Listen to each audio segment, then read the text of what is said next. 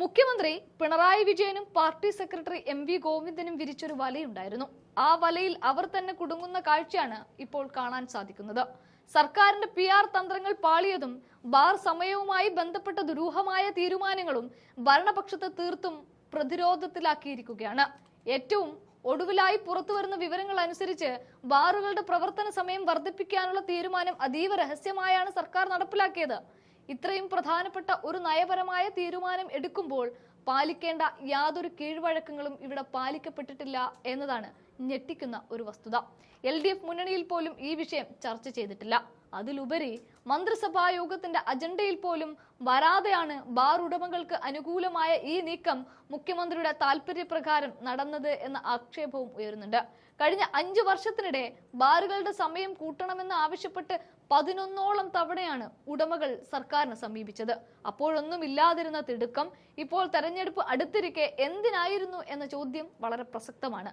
ഇത് കേവലം ഒരു നയപരമായ തീരുമാനമല്ല, മറിച്ച് തെരഞ്ഞെടുപ്പ് ഫണ്ട് ലക്ഷ്യമിട്ടുള്ള വൻ പണപ്പിരിവാണെന്ന പ്രതിപക്ഷത്തിന്റെ ആരോപണം ശരിവെക്കുന്നതാണ് സർക്കാരിന്റെ ഈ ഒളിച്ചുകളി. ഇതിനൊപ്പം തന്നെ സർക്കാരിന് നടുക്കിയ മറ്റൊരു തിരിച്ചടിയാണ് നവകേരള സർവേയുമായി ബന്ധപ്പെട്ട ഹൈക്കോടതി വിധി.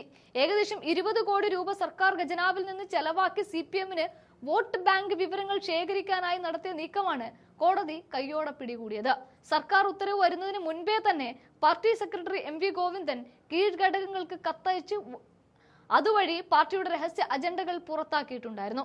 സർക്കാർ ചെലവിൽ PR ഏജൻസികളെ വെച്ച് മുഖ്യമന്ത്രിയുടെ മുഖം മിനുക്കാൻ നോക്കിയവർക്ക് കോടതിയിൽ നിന്ന് പക്ഷേ ലഭിച്ചത് കനത്ത പ്രഹരവുമാണ്.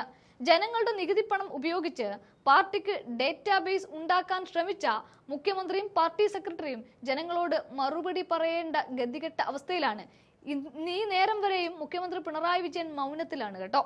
ഈ 2 സംഭവങ്ങളും കൂട്ടി വായിക്കുമ്പോൾ വ്യക്തമാക്കുന്നത് ഒന്നു മാത്രമാണ്: ഭരണ തുടർച്ചയ്ക്ക് വേണ്ടി എന്ത് വീഴ്ചയ്ക്കും അഴിമതിക്കും സർക്കാർ തയ്യാറാണ് എന്നത്. ഒരു വശത്ത് ബാർ ഉടമകളെ സഹായിച്ച് കോടികൾ പിരിക്കാൻ നോക്കുമ്പോൾ മറുവശത്ത് സർക്കാർ സംവിധാനങ്ങളെ ദുരുപയോഗം ചെയ്ത് വോട്ടർമാരെ സ്വാധീനിക്കാൻ ശ്രമിക്കുന്നു. പണവുമായി വോട്ടർമാരുമായി മൂന്നാം ഊഴത്തിലേക്കുള്ള ഒരു പദ്ധതിയാണ് ഇത്. പ്ലാൻ Aയോ Bയോ Cയോ Z വരെയൊന്നും നമുക്ക് പറയാൻ പറ്റില്ല. പക്ഷേ നടക്കുന്നത് അത്ര നല്ല കാര്യങ്ങളല്ല.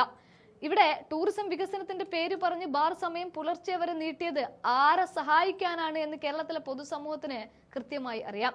മുന്നണി ബന്ധങ്ങളെ പോലും വകവെക്കാതെ മുഖ്യമന്ത്രിയുടെ ഈ ഏകപക്ഷീയമായ തീരുമാനം വരും ദിവസങ്ങളിൽ LDF-ലും വലിയ പൊട്ടിത്തെറികൾക്കും വിള്ളലുകൾക്കും ഒക്കെ വഴിവെക്കും. PR ഏജൻസികളെ വെച്ച് കെട്ടിപ്പൊക്കിയ പ്രതിച്ഛായ ബാർ കോഴയുടെ ഡേറ്റാ മോഷണത്തിന്റെയും നിഴലിൽ തകർന്നു വീഴുകയാണ്. പിണറായി വിജയനും M.V. ഗോവിന്ദനും നയിക്കുന്ന CPM-ന് വരാനിരിക്കുന്ന തെരഞ്ഞെടുപ്പിൽ ഈ ഡബിൾ പ്രഹരം വലിയ തിരിച്ചടിയാകുമെന്ന് ഉറപ്പാണ്. അഴിമതിയും സ്വജനപക്ഷപാതവും മുഖമുദ്രയാക്കിയ ഈ സർക്കാരിന്റെ ഓരോ നീക്കങ്ങളും ഇപ്പോൾ ജനങ്ങൾക്കും കോടതിക്ക് മുന്നിൽ വിചാരണ ചെയ്യപ്പെടുകയാണ്. ഭരണസിരാ കേന്ദ്രങ്ങളിൽ നടക്കുന്ന ഈ ഗൂഢാലോചനകൾ പുറത്തു വരുമ്പോൾ മുഖ്യമന്ത്രിക്ക് ഇനിയും മൗനം പാലിക്കാനാവില്ല.